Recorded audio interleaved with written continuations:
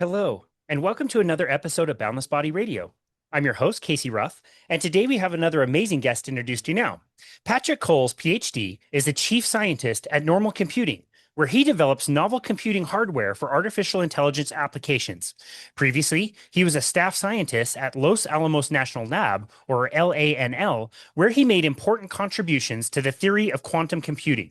He has a broad background, having done his PhD in chemical engineering at Berkeley and his MPhil in biochemistry at Cambridge. Currently, Patrick is working on a new theory for cancer and chronic disease. His toxin sequestration theory, known as TST, of cancer was featured on the cover of the Masters of Health magazine. He regularly discusses TST in his Substack blogs and on his YouTube channel. He is also passionate about the carnivore diet, which he's been doing now for 19 months. Congratulations, Patrick Coles. What an absolute honor it is to welcome you to Boundless Body Radio. Great. Thank you, Casey. I'm really happy to be here. It's an honor to host you. Talents are not distributed evenly, my friend. That was way too much that you've accomplished in your life that we read about in your brief introduction. You are a very, very, very smart individual and you've accomplished a lot. I did mean to ask you before we started recording if MPhil was the right thing to say. I'm not familiar with that term. Did I Yeah, say it right?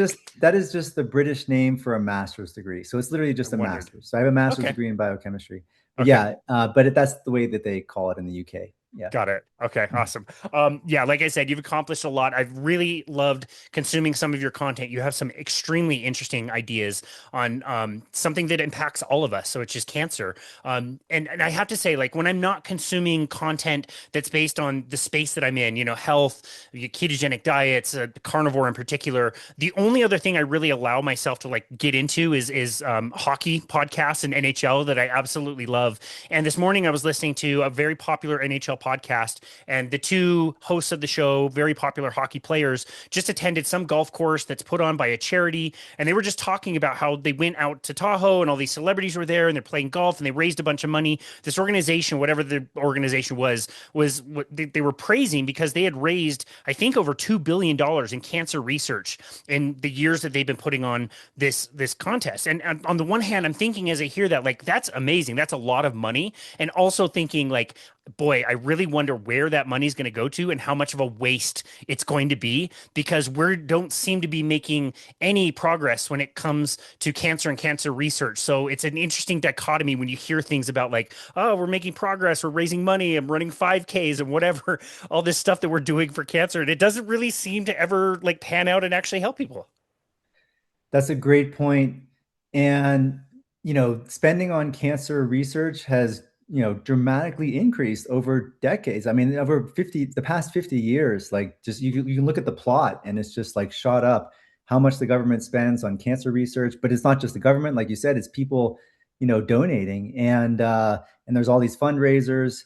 And, my theory, which is admittedly unconventional, but nevertheless, I believe supported by the medical research, is that cancer is actually not a disease. And so you could imagine that if you are spending billions of dollars on developing treatments for something that is not a disease, then necessarily deaths will likely rise. And sure enough, as we've spent more and more money on cancer research, deaths have continued to go up.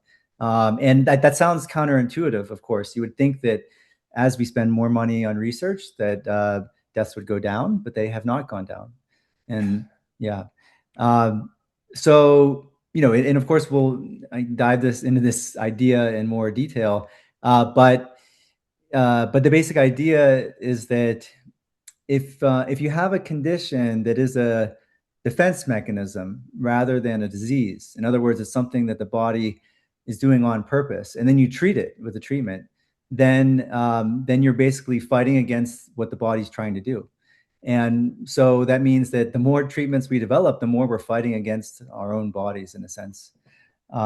Yeah. Absolutely fascinating. Wow. Well, I Yeah. want to hear your personal story, how you got interested in this. I want to hear all about the theory for sure. Before we do, I just want to know, like, reactionary. When you like say for one of the first times, a cancer is not necessarily a disease. What kinds of reactions do you get from people? That must be very interesting. The first obvious thing that people will point out is they'll say, well, why is it that people die of cancer, right? If they say that, that's sort of the first natural, logical question. And that's why I try to not only think about cancer, but think about the root cause of every disease. I think it's not enough to just develop a cancer theory. And some people just like to, laser focus on cancer. But, to really understand cancer, we have to zoom out to what is the cause of disease. And when I started to look into Alzheimer's, Parkinson's, autism, heart disease, kidney disease, and started to look at the medical literature on it, every single one of those diseases was connected to toxicity or toxins. And it's certainly true that toxins have increased over the past century. I think people tend to agree on that. And at the same time, so have chronic diseases, right? And so it sort of matches the timeline, which is that toxins have increased and chronic disease has increased. But the reason I point that out is that I can sort of answer the question of why is it that people who have cancer die from the perspective of, well, cancer is a symptom of toxic overload. And it's basically the body's way of defending itself against toxins. And so if you do have cancer, you do have toxic overload. And so it's a precarious situation, and you have to make the correct decisions because you're sort of in a bad situation already with toxic overload. And if you make the wrong decisions, for example, by adding even more toxins to the mix, then you could be closer to death.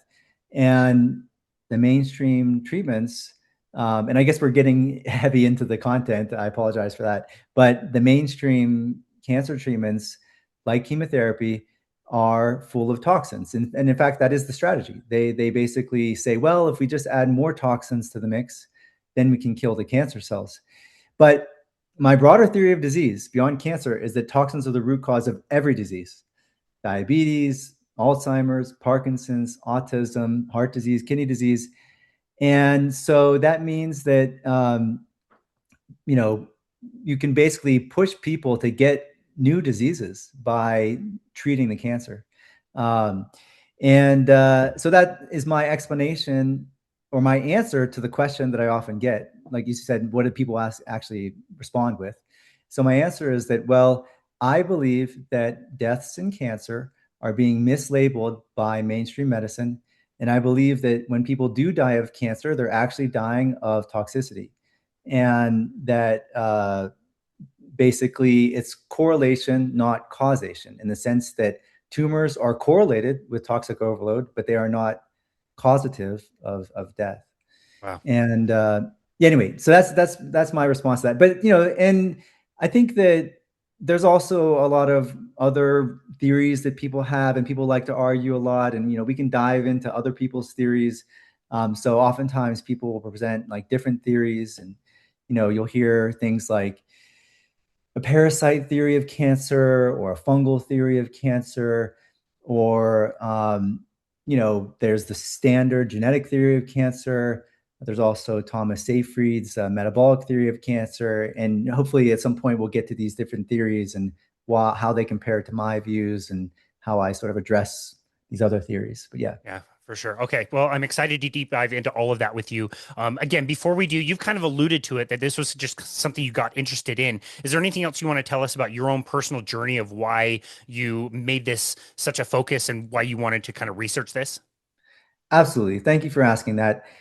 Believe it or not, it started with the carnivore diet because I am a carnivore. I've been carnivore for 19 months. And I was amazed, first and foremost, at how well carnivore fixed my own health issues. It did cure my lifelong allergies, and it did cure my joint pain that I had for decades. I had plantar fasciitis in my foot. I had tendonitis in my knee. I had lower back pain. I had shoulder pain. All of these were preventing me from exercising. And I didn't just have them for a short time. I had them for like 2 decades. And so, and I thought it was just going to be with me for the rest of my life. But carnivore fixed that all within months, right? Within months.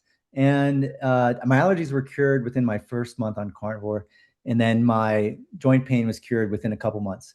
So Anyway, on top of that, I do have kids, and they had some mental issues, and that also was dramatically improved. I have a son whose IQ just shot up on the carnivore diet, and he went from being a special needs kid to then being a normal kid, and then actually now he's kind of like advanced in math, and so I would say that like literally his IQ just shot up on the carnivore diet. And with that, my own personal story and my family's story, I also was watching, um, all the podcasts, like your own podcast and other people's podcasts of other people's stories of healing themselves, healing heart disease, kidney disease, MS, you know, autoimmune conditions with carnivore diet. And so like naturally I just started asking like, why is it that this works so well? And why is it that mainstream medicine wasn't able to fix these issues, but yet just eating meat seems to. Uh, so yeah, so that's really what got me started on this journey. And naturally, when you go on a carnivore diet, you have some detox things like oxalate dumping. I had kidney pain, painful urination, basically peeing out little oxalate crystals whenever I first started the carnivore diet, and also some other things like skin rashes and uh, muscle cramps.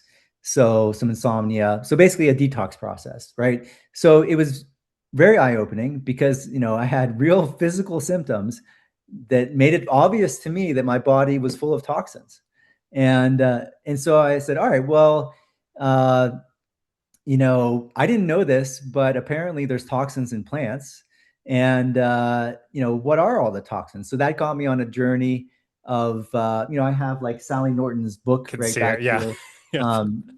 Toxic Superfoods, which is about Amazing. oxalates, and it got me on the journey of trying to understand toxins better. Oxalates is a particular toxin, but there's of course many toxins, and um, so yeah, and so I think that's kind of like, and we can go down the path of like what are the toxins that carnivore cuts out, and but yeah, that's kind of like the backstory to how I got It's interested. amazing.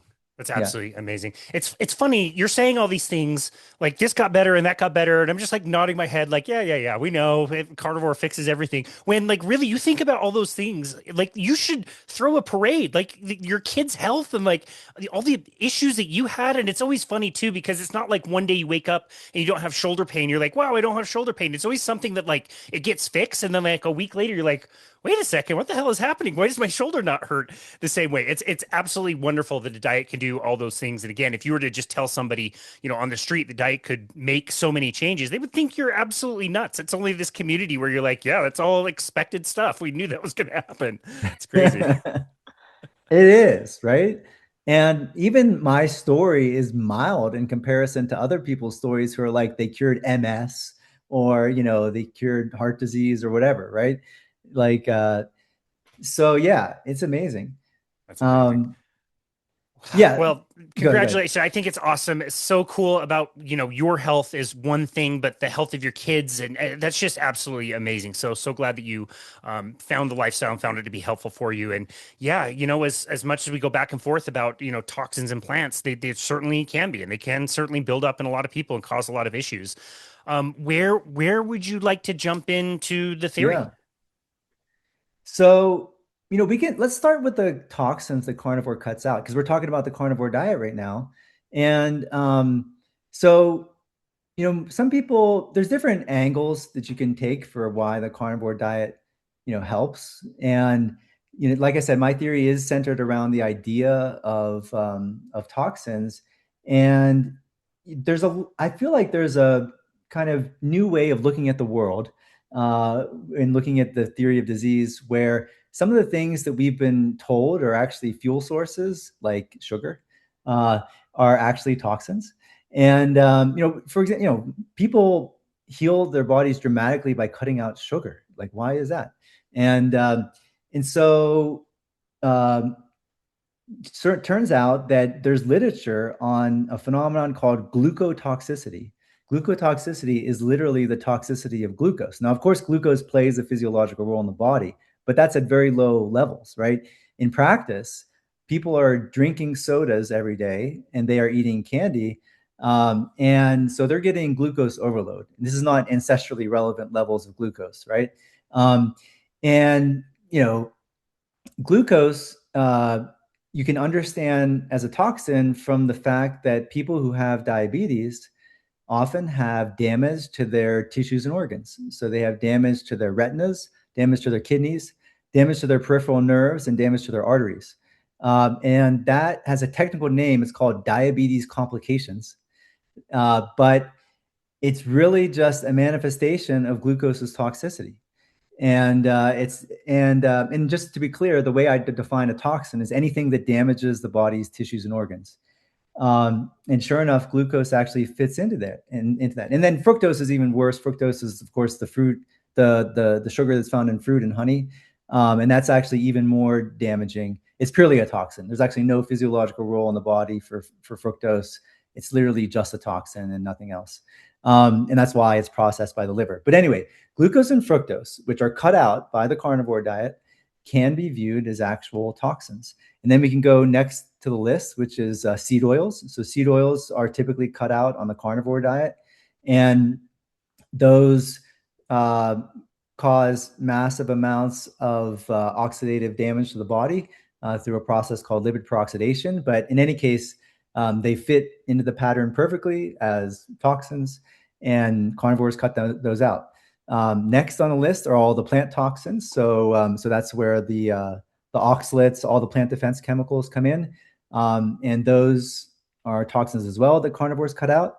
Next on the list would be, believe it or not, toxic metals. So carnivore is actually low in toxic metals. So plant-based foods are high in heavy metals. For example, chocolate is packed full of heavy metals. And there's also some other sort of non-obvious metal toxins like non-heme iron. So most people think that, oh, all iron is created equal, but actually heme iron is not a toxin, whereas non-heme iron, which is the form of iron found in plant-based foods like spinach, actually does behave as a toxin in the body. So carnivore cuts out like all these toxic metals. And then in addition, carnivore cuts out, this is more esoteric, but a toxin called deuterium. It's like heavy hydrogen. And that's found in the plant-based sugars and plant carbohydrates, and it's lowest in animal fats. And then finally, there's like mycotoxins, which are mold toxins. The molds grow on plant-based foods. And so so basically those are cut out typically from carnivore diet as well. So anyway, I just listed like multiple classes of toxins that are cut out on the carnivore diet. So it's not just one toxin, it's like thousands of toxins. And I think that can help explain why carnivore is working so well at healing so many diseases. And then, like I said, my broader theory of disease is that toxins damage the body's tissues and organs, and then we give the disease a different name when that damage occurs in a different organ. So when it occurs in the arteries, it's called cardiovascular disease. When it occurs in the brain, it's called Alzheimer's. When it occurs in the thyroid, it's called Hashimoto's. But the idea is that toxins are the root cause. And we can get into like the molecular mechanism. Basically, what happens is that all toxins manifest their toxicity through the same underlying mechanism. They all create these free radicals that are called reactive oxygen species. These are basically small molecules with a couple of atoms. They have oxygen in them and they react with everything. They basically burn the body from the inside out. So if you were to hold your hand over a flame, it would burn your body from the outside in. But now imagine that that's happening from the inside out. So the toxins create these oxygen-containing free radicals. They burn the body from the inside out. They oxidize the body's tissues. It's called oxidative stress or oxidative damage. And that is what ultimately damages the body's organs. And that is the root cause of disease. I'm not the first person to come up with this idea. I independently discovered it independently of Thomas Levy. So Dr. Thomas Levy has a book called The Only Cause of Disease. And he identifies oxidative damage from toxins as what he calls the only cause of disease. So anyway, So what we've, just to recap, we've covered basically the idea that carnivore cuts out tons of toxins, and then now the idea that toxins appear to be the root cause of many, many diseases. And they manifest it through oxidative damage, basically burning the body's tissues. Um, so yeah. Uh, and that's probably why people get like a burning sensation, like if they would get stung by a bee or something, like bee venom or other things.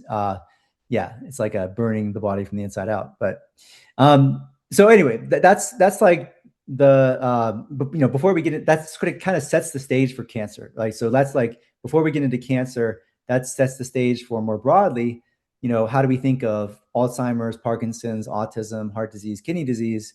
We, in my theory at least, we think of it as the body's exposed to toxins, the toxins damage the tissues, and then we give the disease a different name when they damage a different organ. So yeah. Got it. So should we dive now into the cancer side, or? Yeah, that would be great. I was just thinking I don't need to worry about any of the oxidation products because I'm taking a blueberry antioxidant, or I eat acai berries and they have antioxidants in them, and so I'm covered there. So that's fine. It's just ridiculous, the whole antioxidant thing that people are sold and doesn't do anything or help with anything. Yeah, that's a great point. Many antioxidants are antioxidant at low dose and pro-oxidant at high dose. So there's a lot of antioxidants that people megadose, and they actually don't live up to their name. They actually become pro-oxidant oftentimes when you megadose them. I've learned that from you. That was interesting. Yeah. So, and like vitamin C is an example. Even some of these things that people think of as vitamins. So vitamin C, vitamin E, those are both considered antioxidants, but only at low dose, right? At high dose, they're pro-oxidant. Melatonin, EGCG, those are all considered antioxidants. Yeah, but Fascinating. yeah. Anyway, so they all follow the same pattern. And that's interesting because people use every single one of those things to treat cancer in megadoses. Because people take high dose vitamin C, high dose melatonin, high dose EGCG, which is like a green tea extract, and then they megadose it to treat cancer. But that gets in, I mean, I basically view that as sort of chemotherapy for the alternative medicine space. So chemotherapy, as we discussed, is a highly toxic, weapon of war used. It was basically derived from mustard gas, which was used in war. And but I think the idea is that if you view the things conspiratorially, the people that want to hurt us, or big pharma, whoever wants to sell products to us, I'm not sure how to frame it, but in any case, they can, there's only half the people that will take chemotherapy and the other half are suspicious of chemotherapy. And so for the other half, they sell these like alternative medicine kind of ideas, things like ivermectin, fenben, high dose vitamin C, high dose melatonin, high dose EGCG. And I sort of view those things as like chemotherapy for the alternative medicine space. These are basically things that have the same underlying mechanism. They are toxins, just like chemotherapy. And they kill cancer cells, but they do so in an unnatural way by overloading the cancer cells with toxins. And well, let's just get into my cancer theory since I'm kind of skirting around it. But basically, the cancer theory, which is called Toxin Sequestration Theory, or TST, argues that number one, cancer is actually not a disease, rather it is a symptom of toxic overload. And the true underlying disease is toxic overload. And toxic overload is a very serious situation, so it's not something to take lightly. And that's why cancer is a serious situation. But principle number two is that cancer tumors do not represent selfish, malignant, uncontrolled growth as they are presented in the mainstream. Rather, they are extra tissue that the body creates on purpose in order to sequester, store, and process toxins. In other words, we can think of a cancer tumor as a toxin storage vault or as a detox organ. We can also think of it as like a backup liver, because the liver is the body's primary detox organ. So we can think of a cancer tumor as a backup liver. And then finally, the way that we define what a toxin is, which are the things that cancer cells would try to sequester and store, is basically anything that would create oxidative damage to the body. So, yeah, from this angle, you would ask, like, well, how would you treat cancer from the perspective of this theory? And if cancer is a symptom of toxic overload, and toxic overload is the true underlying disease, then the way to treat cancer is to reduce your toxic load, is to try to reduce your intake of toxins. And I already mentioned the carnivore diet cuts out like 1,000 different toxins. And so that really bodes well for using a carnivore diet to treat cancer, right? So, the language is a little bit awkward because I'm viewing cancer as not a disease. So I'm really saying that we're using carnivore diet to treat the underlying toxic overload. So it's a little bit subtle with the language.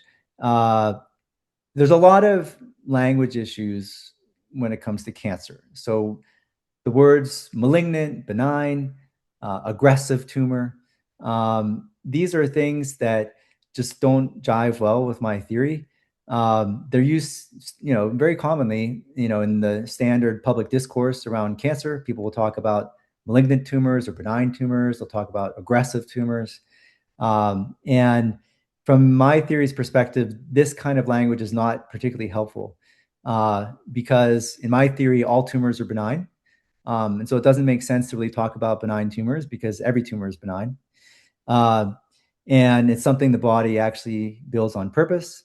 And then the idea of an aggressive tumor is really just reflecting the fact that the body is being overloaded by a lot of toxins. And so it's not that the cancer wants to grow aggressively. It's that the body is asking the tumor to grow more aggressively because it needs more storage space. It needs a bigger storage vault. And so that would sort of reinterpret the reason why a cancer tumor would grow aggressively. So anyway, this is the basic idea of my theory. And we can dive into some of the research that supports it, and the history of this theory and things like that. Do you have any questions or comments at this point? I have all the questions. It's absolutely fascinating. Maybe we could go into just a little bit greater detail on each one of those three principles, because I find it absolutely fascinating. It's completely changing the way somebody could think about this, or like you said, like the treatment of this, rather than get rid of this and annihilate this through many different ways. It just completely changes the point of view. So, yeah, would it be fair at this point to go into a little greater detail on some of those principles? Yeah, absolutely. So the first principle is that cancer is not a disease. Toxic overload is the true disease. So, we can get into how do we define what's a disease and what's a defense mechanism. I mean, the broader theory is I have like two columns. Like I have a column of diseases and then a column of defense mechanisms, right? And then under the diseases, I already mentioned things like autism, Parkinson's, heart disease, kidney disease, Hashimoto's, including a lot of the autoimmune conditions. But every single one of those I'm interpreting as the toxins are oxidizing the body's tissues and organs, which leads to then damaged and dead tissue. And then all of a sudden you have damage to your vital organs. That's a real disease. So like, I'm not denying the fact that real diseases exist. Those are real diseases. On the other side, I have this column of defense mechanisms. And I'm saying this is the way that the body fights back and tries to prevent diseases. And I'm saying cancer is actually not a disease. It's the body trying to prevent disease. It's the body actually working hard to try to make sure that it does not get Alzheimer's, Parkinson's, heart disease, kidney disease. So a tumor, and we can imagine that the toxins are the bad guys. Imagine you have all these nasty criminals roaming around your body, right? And the body says, I want to lock those criminals up in a prison cell, right? I want to put them in a prison cell so that they cannot roam freely, put them in jail. So a cancer tumor is a jail for toxins. It is a jail so that they cannot roam freely. And but interestingly, it's the body's most advanced strategy when dealing with toxins. There's actually less sophisticated strategies that the body uses as well. So I really think of it as like a hierarchy. There's like tier 1, tier 2, and tier 3, and then tumors are like tier 3. They're like the third tier in the hierarchy. They're late stage, right? When the body's dealing with toxins. But then tier 1 are the body's primary detox organs. So that's the liver, the kidneys, and the adipose tissue, the fat.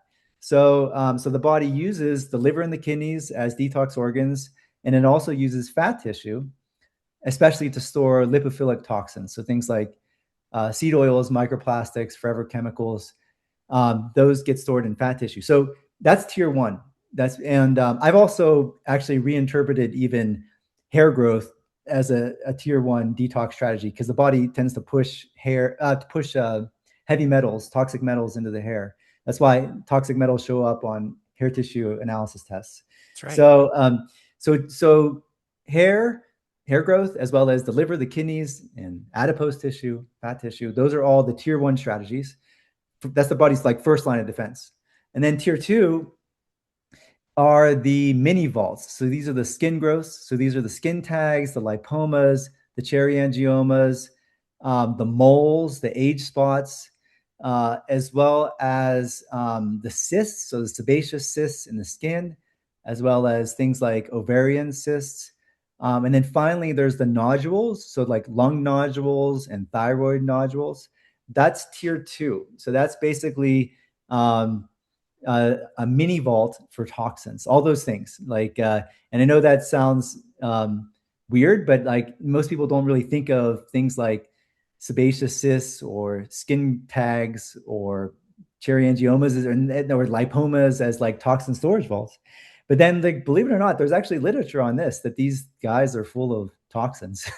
But that's kind of the bird's eye view of. So the defense mechanism category, like the column of defense mechanisms, it's tier 1, tier 2, tier 3. That's how the body defends itself against toxins. That's fascinating. Yeah.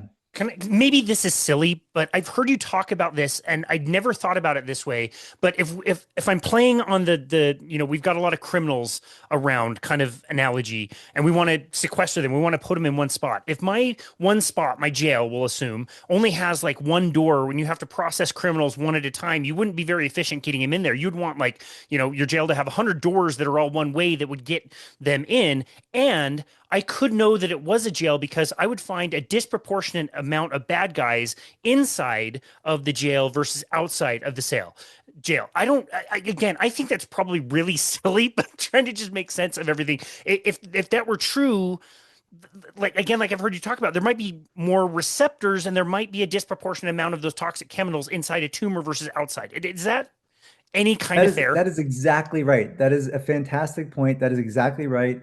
And you are 100% spot on.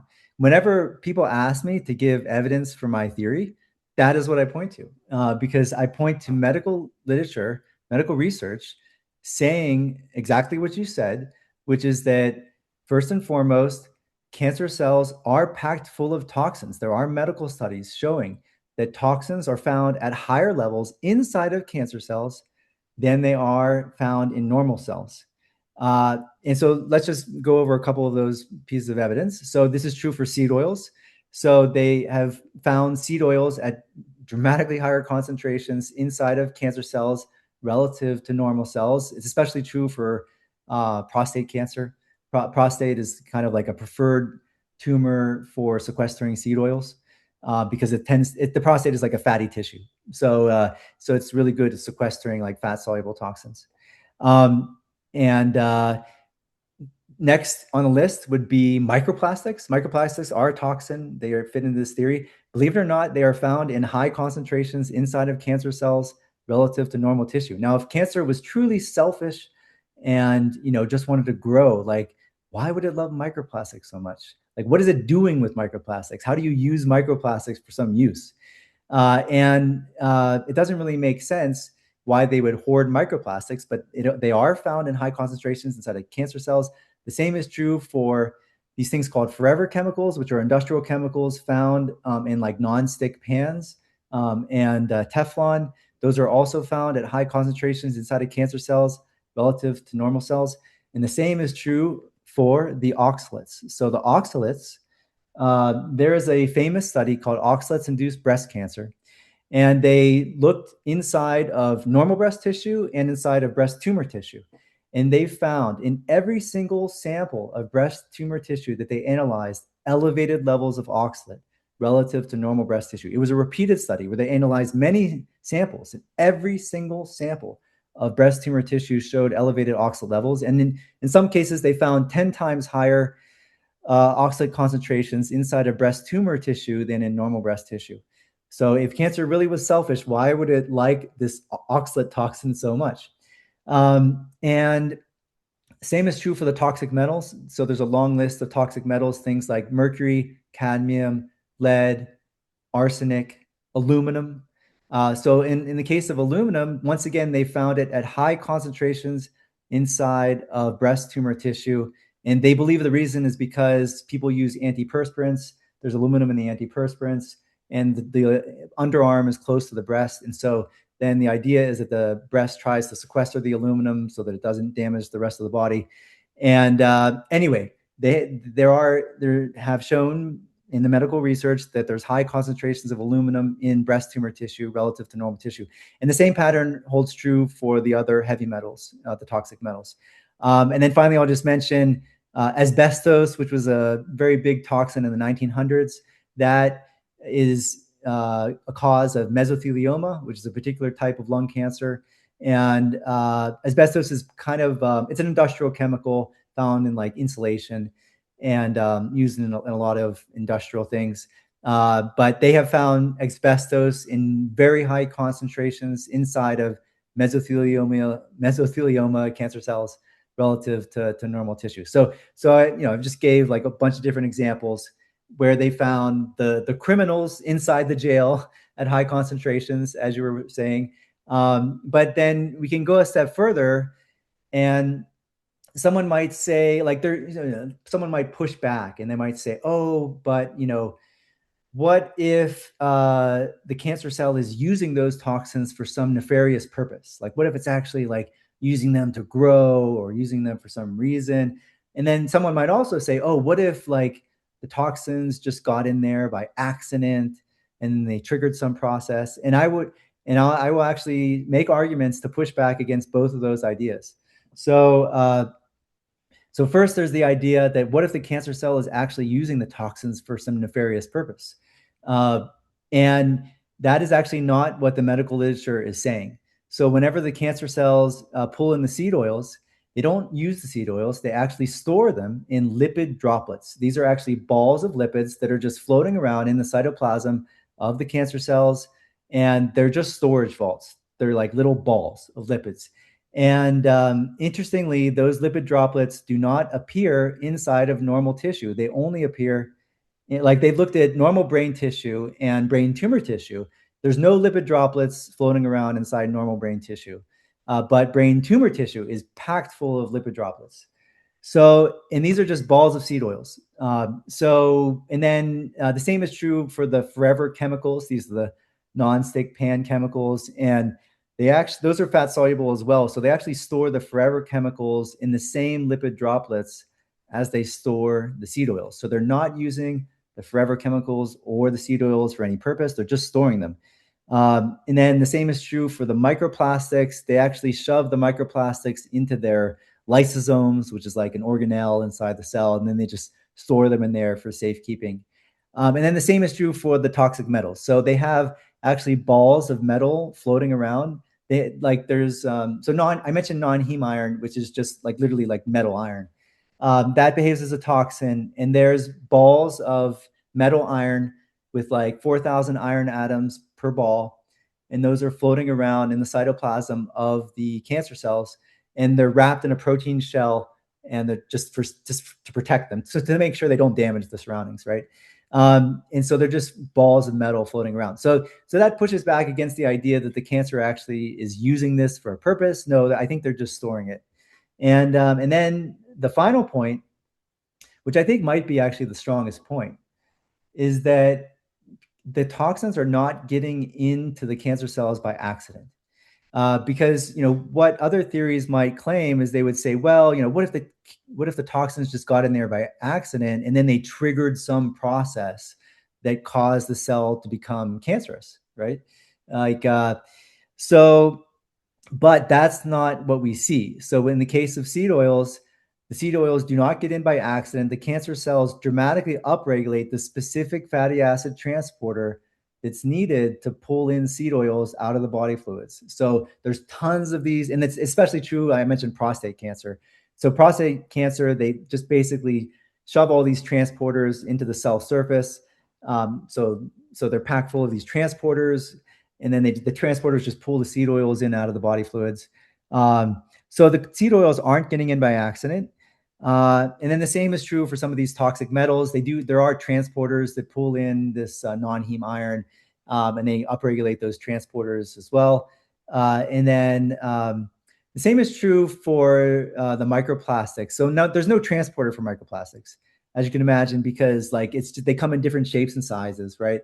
But nevertheless, there is a process called endocytosis, and endocytosis is like the cancer cell drinking the extracellular fluids, sucks it up. It sucks up the extracellular fluids.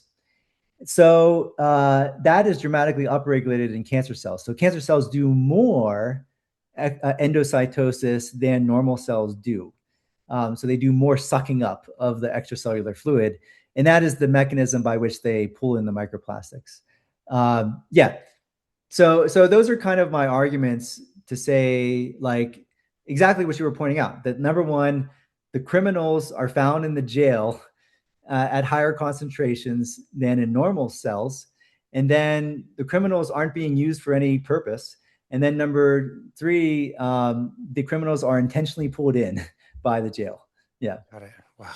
Okay, that's fascinating. I want to try to stay on track with the three principles. And so just if I ask you a question that doesn't fit in the right space, just let me know and tell me no, we need to talk about that down the road. You mentioned breast tissue, prostate cancer, the common ones. We kind of know it kind of follows a pattern where it generally will start in those tissues, which I think you said are like the fattier tissues. And so that makes a lot of sense. But then if the cancer metastasizes and spreads, it spreads to other tissues. You don't as often hear that a certain cancer started in the lungs, for example. Of course, you have that, but it's generally something else, and then it spreads there. Is there some type of progression of where things move and go to, how they start and how they proceed, I guess? Yeah, that's a fantastic question. And interestingly, from the mainstream view, everything is random, right? So the idea is that cancer is triggered by some random event.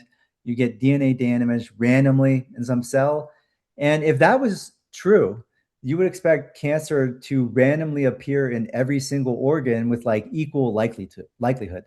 But that's not what we see in practice. In practice, we see a lot of cancer in the prostate, the breast, the liver, the lungs, and the skin.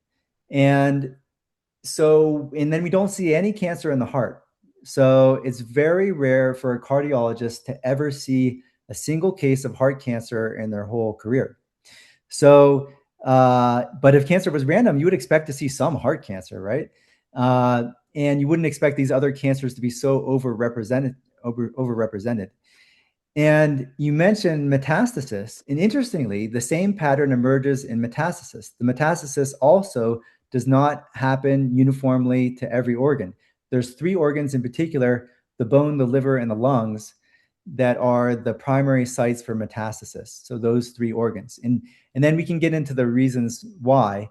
But I just want to point out that it's really hard for mainstream medicine to explain that. It's really hard for mainstream medicine to explain why there are preferred organs and not other organs that are used both for the primary tumor and for the metastasis. So, but all right, let's get into some of the reasons, or what is, from my perspective, by the way, there's an underlying philosophy that the body is brilliant, amazing, and strategic. And it thinks carefully about where it wants to build a cancer tumor. And we can understand very simply why it would not want to build a heart tumor, because if it did, it would immediately threaten the survival of the organism. And it would impair the body's ability to pump blood, and then the organism might die from the tumor itself.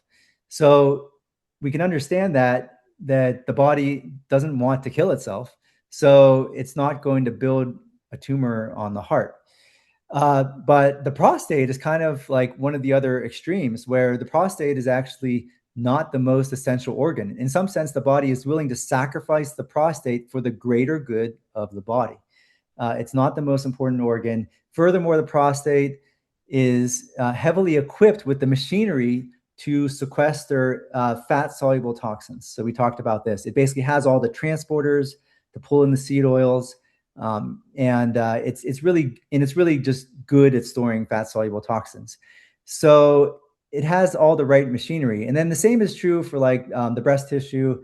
It has the right machinery to detoxify excess estrogen. So excess estrogen is actually viewed as a toxin in this theory. Normally, excess estrogen would be processed by the liver, which is the detox organ. So indeed, it does act as a toxin. And many people have estrogen overload. The number one cause of estrogen overload is actually obesity. The number two cause would be exogenous hormones. But anyway, so estrogen is a key toxin linked to breast tumors, not to mention the oxalates. I already mentioned oxalates and aluminum earlier. But there's another point here, which is that breast tumor tissue, so breast tissue is viewed by the body as a peripheral tissue, and the body really likes building tumors in peripheral tissues that are far away from the vital organs, because that's kind of less threatening to the body. And that's why the number one cancer in the world is skin cancer. Skin is the most peripheral tissue. It is the farthest tissue away from your vital organs. And so we can understand now, now it makes sense why the body would want to build tumors in the skin. Not only is it nice and far from the vital organs, it's also kind of like a frontline defense against the outside world. So it's where, our skin would be exposed to toxins. So for example, our skin does get exposed to a lot of heavy metals because sweat does contain heavy metals in it. So whenever we sweat and it sits on our skin, then we would get exposed to heavy metals there. But then also, if people wear polyester clothing, then the microplastics in the polyester clothing would be exposed to the skin. And the skin is a fat. It's a fatty tissue, so it would tend to be able to sequester fat-soluble toxins very well as well. So that sort of explains kind of like skin cancer, breast cancer, prostate cancer. The liver and the lungs are common sites of cancer as well, but we can explain that from the fact that they are just heavily burdened by toxins. So the lungs are heavily burdened by inhaled toxins, right? They're the primary site for all the inhaled toxins.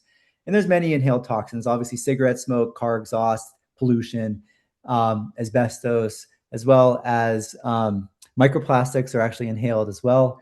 So the body just wants to wall off the toxins where they are. If they're already sitting in the lungs, the body is like, well, let me just contain them where they are and prevent them from getting into the rest of the body. So that explains lung cancer. And then liver cancer, the idea is that liver is the body's primary detox organ. It is the tier 1 strategy for dealing with toxins. And so the liver is packed full of toxins already. So naturally, the body would say, well, when the liver needs extra help, it's damaged, then let's build a tumor to help out the liver and store some of these guys. So anyway, so that sort of explains things. And then, getting into the metastasis, I mentioned that I think it was the bone, the liver, and the lungs were the three organs that metastasis are most common in. And I already talked about the liver and the lungs, but with the bone, it's actually really good at sequestering like mineral or metal-based toxins. So things like heavy metals, all the toxic metals. It's well known that they accumulate in the bones anyway. So I'm sure you've probably heard that like lead is found in like the bones. And so bone is really good at dealing with these toxic metals, the mineral-based toxins. So that can explain that. Um, sometimes people do ask me about brain cancer because you would expect the body not to want to build a tumor in the brain because the brain is a super important organ. So why is it that brain tumors do occur? And sometimes brain is even a site for metastasis. So some people will say like, oh, why is it that like the cancer spread to the brain? And I actually do not view it as the cancer spreading to the brain, but rather the toxins spreading to the brain. Um, and the brain has a fortress to protect it. It's called the blood-brain barrier, the BBB. And that is like the wall that's meant to protect the brain from toxins. But sometimes that wall can be breached. And sometimes the toxins can get across the BBB. So, for example, chronically high blood sugar will damage the BBB, and that will allow other toxins to get inside, get across the wall, heavy metals, oxalates, etc. But then once the toxins are inside, the brain doesn't really have any other options. Like it's in a rigid structure, it's in a skull. So it can't really build extra fat tissue to protect it, unlike the liver. The liver can build like fat around it, but the brain can't really build fat tissue. So its last resort is this like super dense toxin storage vault, which is a brain tumor. And basically, the whole point of a brain tumor is meant to sequester whatever toxins manage to make it across the blood-brain barrier. Whatever toxins got across the blood-brain barrier, that's what goes to a brain tumor. And because once they're across, they're inside the gates, right? There's sort of enemy inside the gates, and it's a last resort, obviously, because naturally you don't want to be doing too much building inside of a rigid structure, which is a skull. So it is a last resort, but the only other outcome would be a neurodegenerative condition like Alzheimer's. So if it allowed the criminals to roam freely throughout the brain, you would get neurodegeneration and Alzheimer's. And that's why I've heard a clinician once say that she has patients with brain tumors, and then she has these other patients with Alzheimer's, but she doesn't have patients that have both, which is interesting because it suggests that the brain tumors are kind of preventing the Alzheimer's. Wow. So anyway, all right. So that basically summarizes this sort of organ-specific view of this theory. Does that make sense? That makes a lot of sense. It's such a unifying theory. It puts pieces together where maybe we've had questions in the past, like, oh, that would make sense why that, and that would make sense why this. So it is very unifying. Is there anything else we need to cover or go into greater detail on the three core principles of the theory before we talk about the implications and how we should move forward and think about cancer treatment differently in the future? I think that covers the basic principles. I mean, um, like I said, there are some cases where people don't realize a certain chemical is a toxin and it is a toxin. Like I think sugar is a really good example of that. And in my theory, sugar is a toxin, glucose and fructose. And there are other theories out there that say things like, oh, sugar feeds tumor growth, right? Sugar feeds tumors. Right. Thomas Seyfried's theory and other theories basically just view, and it is true that cancer cells love sugar. They dramatically upregulate the glucose transporters on their cell surface to pull in sugar. The real interesting question is why? Why do they do that, right? Is it because they really want to grow? Or is it for some other reason?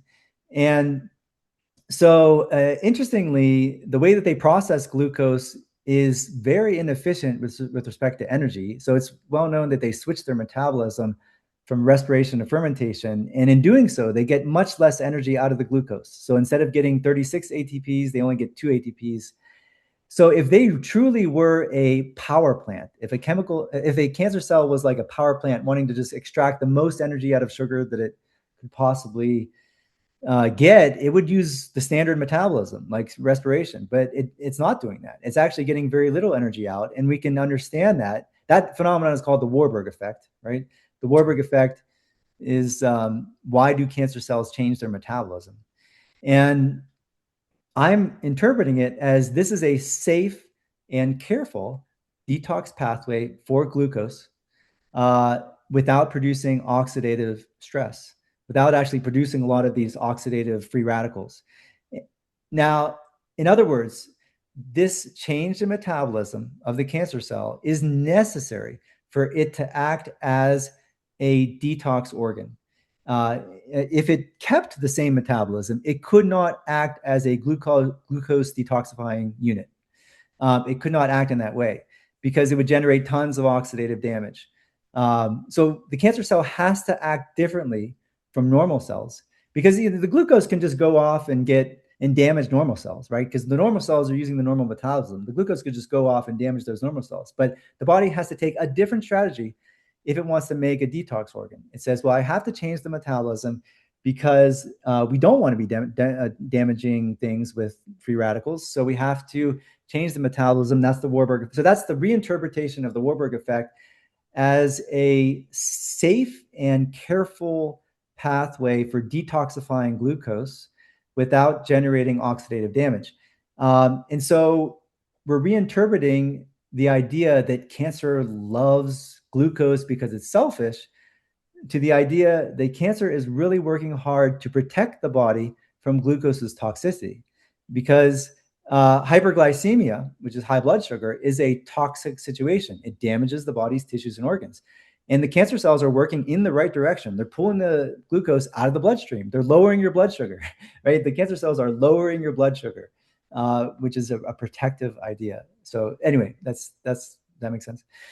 Fascinating. It's absolutely again, it completely shifts the way you think about the disease. And I guess that would maybe lead us to treatment. What, in your opinion, comparing how we treat cancer today, a lot of radiation, a lot of chemotherapy, a lot of needle biopsies, a lot of debulking and all that stuff that we know people do.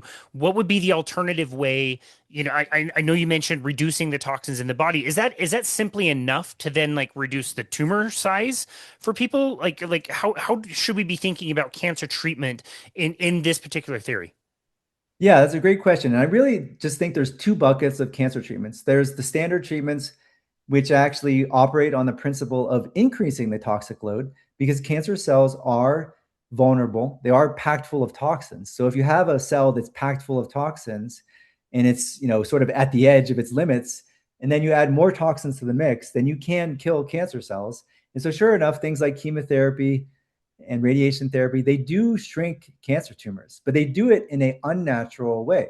They do it by attacking the cancer cells with toxins. So now what happens when you do that? And, imagine you have someone who already has quite a lot of toxins circulating in their body. They also have a lot of toxins stored in the tumor. And then you add a third source of toxins, which are the chemotherapy. And you add that to the mix. The chemo is toxic in itself. So that will damage the body's tissues. But then the chemo indirectly creates more toxins by bursting open the cancer tumor and releasing all the microplastics, the seed oils, the forever chemicals, the oxalates, the heavy metals back into the body fluids. And now all those toxins that were nicely stored up inside of the cancer tumor are free to roam around and cause damage to the body's organs. And that's why it is very common to see rebound tumors in people treated with chemotherapy. It is very common. And the idea of a rebound tumor is that the body is scrambling now to make a new storage vault, a new prison cell for those toxins to store them. So anyway, that's the standard approach, which is increasing the toxic load and attacking the tumor. And that's what I would call like sort of an unnatural way of shrinking your cancer tumor. Now there's what I call the natural way. And the natural way, as you alluded to, is reducing the toxic load. And this has precedence in the medical literature. So there is a phenomenon called spontaneous tumor regression, or STR, and it's well documented in the medical literature. These are case studies of patients who got a cancer diagnosis, and instead of doing the mainstream treatments, they actually opted out. So they did not do the conventional medical treatments. And instead, what they did is that they changed their diet and their lifestyle and their environment to reduce their exposure to toxins. And there's hundreds of these patients with case studies documented in the medical literature. And what these patients witnessed is that they witnessed that their tumors shrank and sometimes completely disappeared over time. And so from our perspective, from this theory's perspective, the idea is that if you lower the toxic load, then the body no longer needs a toxin storage vault. And, naturally the body is devoting resources to this detox organ. And so the body says, well, if I don't need to devote resources to toxin storage anymore, then I can decommission my storage vault and I can sort of take it apart and just dismantle it, right? So that's the basic idea behind spontaneous tumor regression. And like I said, it is supported by the medical literature. They have case studies of people doing this. It does seem to work. And sure enough, that would bode well for this kind of carnivore diet-based approach. And like a simple approach, I have mentioned the carnivore diet as like a very low toxin diet. So that could be a key component of this spontaneous tumor regression treatment protocol, right? Using a carnivore diet. But it's subtle because it's often that less is more. Because sometimes, as I said, the cancer treatments themselves are toxic. And so there is a tendency of patients to get fearful and want to just do a lot of things. And so there's a tendency of people to want to try a whole bunch of different treatments. Like, oh, let me try ivermectin, let me try fenben, let me try all these different pharmaceuticals and try all these weird exotic treatments. But what I'm saying is that you may be fighting against your spontaneous tumor regression by doing that. Like, in other words, less is more. Like less is more, if that makes sense. So yeah. That's absolutely fascinating. In your opinion, of all the things anybody could do, is diet the most powerful, or is it address? I know every case is probably individual, but like addressing mold or throwing away your cell phone, which nobody's going to do. But of all the things you could do you think diet is the most powerful? I do 100%. I believe that's the thing that everyone should do is focus on the diet.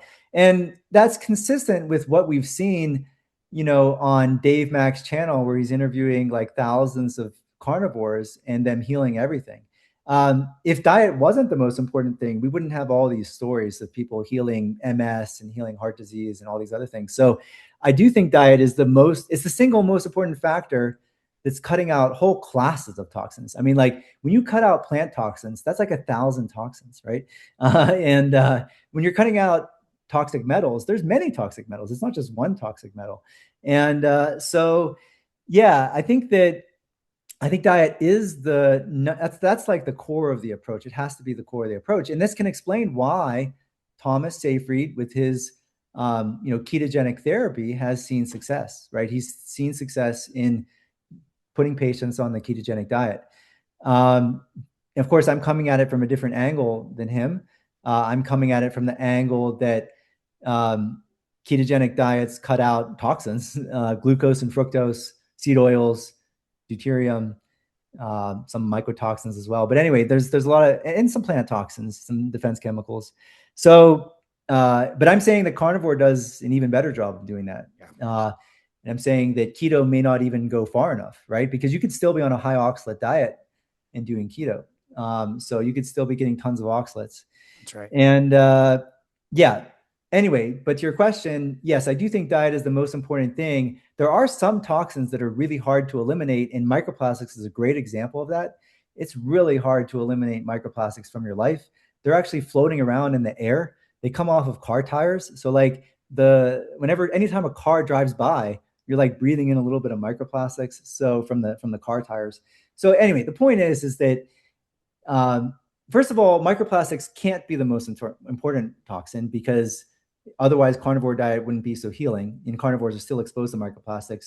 And obviously we should try to lower our exposure to microplastics. And good way to do that is filter your water. Like, make sure you get good water, right? Everyone should filter their drinking water or somehow get highly purified water, because there's many toxins in the water. It's not just the microplastics, it's also the forever chemicals and all the heavy metals and everything. So getting high quality water is very important. It's a very important part of this process. But yeah, I would put it as diet number one, drinking water, maybe number two. And then, of course, clean air, trying to limit exposure to environmental pollutants. Obviously there's some other sources of toxins, naturally. Some people have pointed out the fact that there are like certain toxic metals inside of vaccines, right? So like aluminum in the vaccines. Aluminum is a toxin. So yeah. But nevertheless, it's not that complicated of a protocol, right? It's like pretty simple. And so it's like diet, water, air, clean air, vaccines, whatever, that kind of stuff. So Yeah, I love it. Well, I'm just about to jump on my bike and go on a bike ride here in the Salt Lake Valley, where we have notoriously terrible air quality anyway. There's lots of wildfires around us. So I'm going to try to breathe the minimal amount possible when I'm on my bike ride. It's very, very interesting. And I agree. It's once you shift over to carnivore, you see all those miraculous stories that people talk about. It becomes very easy. It becomes very inexpensive. People start intermittent fasting and all the benefits there. It's such a simple, delicious, wonderful protocol that I absolutely love. So I'm really encouraged that you said that's probably the number one thing you can change, because that's within our control. I'm still going to go on my bike ride, right? Like I'd like to ride my bike and I can't control the air quality, so that I'm going to do that. But the food that I eat will, being that the top one, that's fully in my control, which I love. My last question, obviously this is a theory. Be opposite you, somebody out there who's hearing this, what is the main criticism? What could somebody say, like, well, you haven't proven this yet, we don't know about this yet, or you've got this wrong? Like, what are some of the main criticisms? Because this is pretty convincing to me. Yeah, somebody smarter than me might say something different. Like, what would be the main criticism here? Like I said, a lot of people do wonder about, like, why is it that still people die of cancer? And they especially point to, like, why is it that, metastasis like kills people? So, and what I would just ask people to keep an open mind, that it is very possible that mainstream medicine is mislabeling the cause of death in cancer. And I just want to point to the fact that, during the pandemic, there was a lot of talk of how people were dying from ventilators or other causes, and those were labeled as coronavirus deaths by the mainstream medicine. So I think people should be comfortable with the idea that mainstream medicine doesn't often label the cause of death correctly. And so I would just say that I deeply believe that tumors are protective and that they are not a primary cause of death. And I think we've been sort of sold a lie there that, tumors are kind of like stealing nutrients from us, or like somehow pushing hard against the nearby organs or something. I don't really believe that that's true. And I think that, but cancer is a symptom of toxic overload, and metastasis is a symptom of extreme toxic overload, because your body is forced to build multiple toxin vaults. And so, metastasis is a very precarious situation where people have extreme toxic overload. And if you make one wrong decision, like you opt for a particular treatment that's highly toxic, then you can, get closer to death. So I think that I would just like people to try to keep an open mind about what is the cause of death in cancer. I believe it's toxic overload. I do not believe it's the tumors. And so I think I have to just kind of fight against the sort of tendency of people to associate tumors with death, right? And that's sort of the typical fight that I have to do. Yeah. I've said publicly for years now that I deeply believe that my mom did not pass away from the breast cancer she was diagnosed with. She passed away 7.5 years later because of the treatments of cancer. That's what I witnessed. I witnessed the chemo just destroying her body. She couldn't get any more radiation because she'd had an entire lifetime's worth of radiation. I deeply believe that that's what killed her was actually the treatments and not the actual cancer itself. So it sounds like you might agree with that. Yeah. And, I'm deeply sorry for your loss. And um, my condolences to you. And I think that I agree with that. Yeah. This has been absolutely fascinating. I love all of this. I think you presented your case extremely well, and it's definitely changed the way I look at things. And I think it will be very impactful for our audience. So really, really super grateful for you, Patrick, and all the information you've gathered, and to be able to be willing to present this kind of stuff has been absolutely wonderful. I hope this is not the last time that we chat. As this, we continue to get case studies and we continue to see how carnivore is helping so many people out there. But I'm just so very grateful for you, and I know my audience is as well. So if you don't mind, tell people where they can go to find you and connect with you and your work. Yeah, thanks so much, Casey. This has been such a wonderful conversation. I really appreciate it. I have a YouTube channel. My handle is called Oxid Warrior. So people can look up my YouTube channel there. I tend to post videos on this theory. It's called Toxin Sequestration Theory, or TST.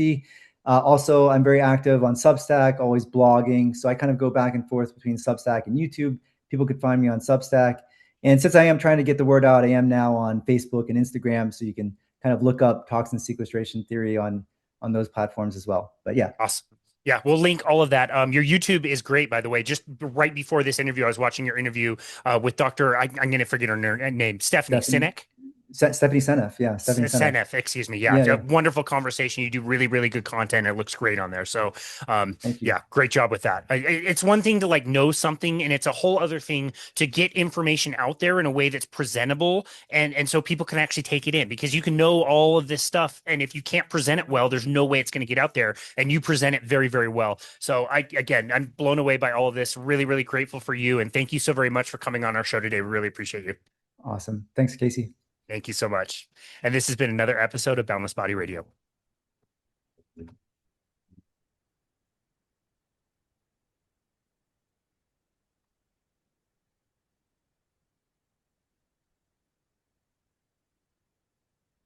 Dude, that was awesome. So good. Thanks, man. And hey, your questions were spot on. You must have prepared for this. Like I swear you must have prepared for this because you really had spot on questions. Those were great. Well, Yeah. thank you very much. You Yeah. did a great job of like when you sent me the first email, you gave me a bunch of resources that I could look into, which was easy. I heard you on the terrain theory Mm, podcast, which was quite extensive. It was an hour and a half. I thought they did a great job asking questions as mhm, well. mhm, But yeah, your mm. information's great, and yeah, it was easy. You did a great job providing information and telling the story. It's fascinating. Thank you. Thanks. I will try to get your name out there to other podcasters as well. It seems like you're trying to get the word out even Thank more. you. Thank you. There's one in Yeah, it is kind particular. of, yeah, it isn't always easy. As you can imagine, there's this initial knee-jerk reaction that people have Yeah, to the idea of like cancer is not a disease. It's a pretty knee-jerk reaction, sure. heavy. But anyway, so it does take time.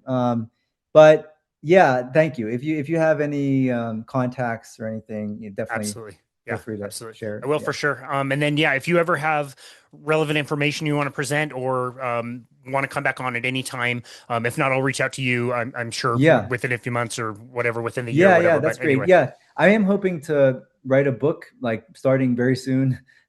So we could always come back when the book is like out absolutely. or something or Slam whatever. dunk. We'll help promote it Yeah. as much as possible. Absolutely. Okay. Awesome, Awesome. Thanks, Patrick. Casey. Dude, thank you. Really Okay. appreciate it. Take Okay. care. Have a great day. See You you. too. See you, All right. man. Bye.